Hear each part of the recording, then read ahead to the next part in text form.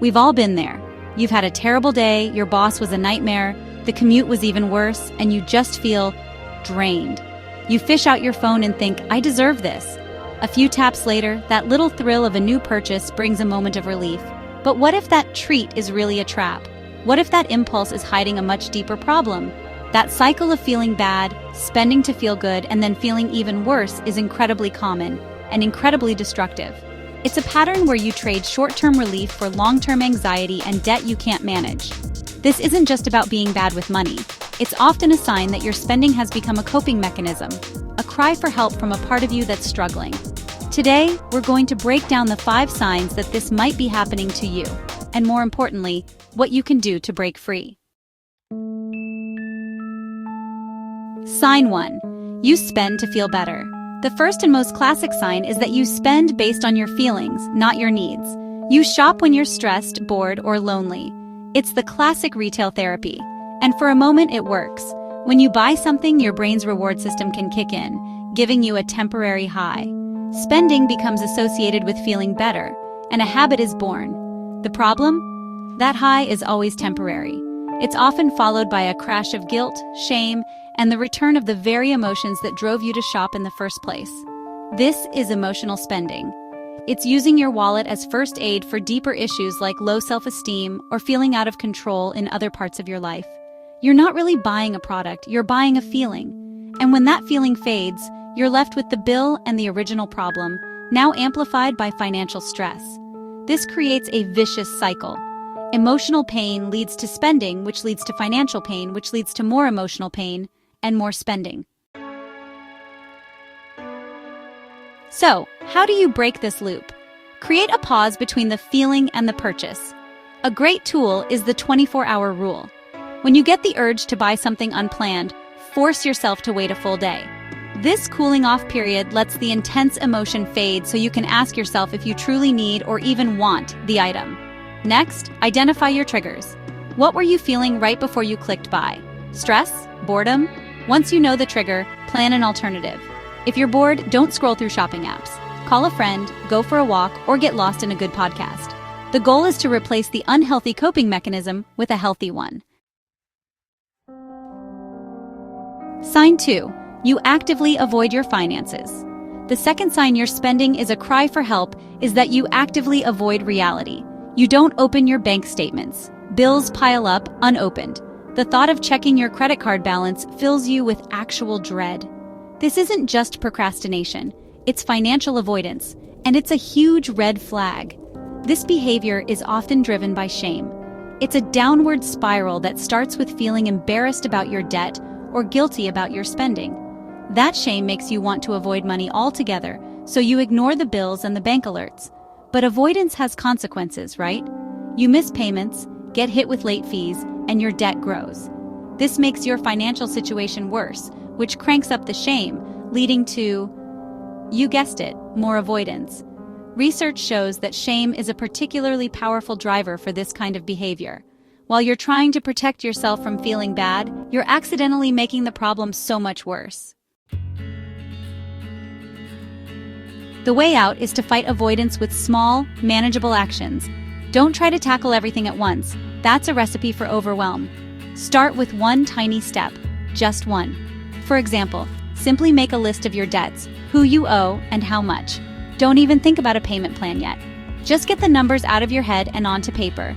The next step could be setting up automatic minimum payments for all your bills to stop the bleeding from late fees. Then, try micro steps. Dedicate just 10 or 15 minutes a week to your finances. Pay one bill, review one account. These small wins are the antidote to avoidance. They build momentum and restore your sense of control, breaking the shame spiral one tiny action at a time. Before we get to our next point, I want to ask you something. What are your spending triggers? Is it a specific emotion, a time of day, or even a certain social media account? Let me know in the comments below.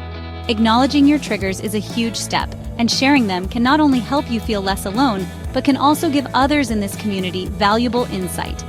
So, let's have an honest conversation down below. Sign 3, you're crushed by debt shame. The third sign is when your money worries start actively damaging your mental health. This is more than the normal stress of managing a budget. We're talking about persistent financial pressure that messes with your sleep, your mood, and your self-worth. Consistently, studies have shown that high levels of debt are associated with higher rates of anxiety, depression, and psychological distress. If you lie awake at night worrying about bills, if you feel hopeless about your debt, or if you feel worthless because of your finances, it's a sign of a toxic relationship with money. This shame can be incredibly isolating. It can make you withdraw from friends and family, feeling like you're the only one struggling this much. In fact, research suggests that financial stress can make people feel disconnected from their social circles. This is the cry for help at its most urgent. When financial stress starts to systematically wreck your mental well-being, it's no longer just a money problem, it's a health crisis. The first step here is to reframe the problem. Recognize that financial stress and mental health are deeply connected. One feeds the other. Feeling anxious makes it harder to manage money, and poor money management makes you more anxious. Understanding this can help reduce some of the self-blame. Then, it's crucial to seek support. This could mean talking to a financial therapist who understands the emotions behind spending. It could also mean seeking counseling for the underlying anxiety or depression. You can't fix a deep emotional issue with a spreadsheet alone. On a practical level, focus on building a small buffer. Creating even a small emergency fund of a few $100s can help reduce anxiety, as it gives you a small cushion against unexpected shocks, lessening your reliance on credit cards when things go wrong. Sign 4. You never, ever talk about money. The fourth sign is a deep-seated rule of silence around money. You might hide purchases from your partner, you might lie about how much things cost, or you might just dodge any conversation about finances with friends or family because it feels too awkward or you're afraid of being judged. This silence is almost always rooted in shame. People feel embarrassed about their debt or spending, so they hide it. But this secrecy is a breeding ground for more problems. It prevents you from getting support, advice, or even just a reality check from people you trust. In relationships, it can lead to what's known as financial infidelity, where one partner hides debt or spending from the other, which can destroy trust. While many people think talking about money will just add more stress, some research suggests it can actually reduce it over time by creating a shared sense of control. The taboo of silence is what gives financial anxiety its power. The solution is to intentionally and carefully break that silence. This doesn't mean you have to broadcast your bank balance to the world. It means, starting small with someone you trust. The key is to schedule low-stakes, regular money check-ins. With a partner, you could set aside 20 minutes every couple of weeks to talk about upcoming bills or savings goals in a non-judgmental way. The goal isn't to blame, it's to get on the same page. If you're single, find a trusted friend to be an accountability partner. You don't have to share exact numbers, but you could talk about your goals, like saving for a trip or paying off a card, and check in on each other's progress. Normalizing the conversation strips away its power to cause shame. Sign 5. You depend on credit to live. The fifth and final sign is a chronic dependence on credit cards to cover everyday expenses. If you're carrying a credit card balance that revolves and grows month after month, it's one of the clearest indicators that you're living beyond your means. It's a sign that there's a fundamental gap between your income and your lifestyle, and you're using debt to bridge it. This becomes especially toxic when paired with the other signs we've discussed, like financial avoidance. When you depend on credit, but you also avoid looking at your statements, the problem compounds, literally. Interest charges pile up, your balance balloons, and you dig yourself into a deeper hole without even realizing how bad it's gotten. This isn't about using a credit card strategically for points and paying it off every month. This is about using it as a lifeline because your income isn't enough to support your lifestyle, a lifestyle that might just be fueled by emotional spending. To break this cycle, you have to get clear and stop the bleeding. First, get all your cards on the table. Look at the balances, the interest rates, APRs, and the due dates. Next, commit to stop adding to the debt. This might mean deleting your credit card info from online stores to add some friction to impulse buys.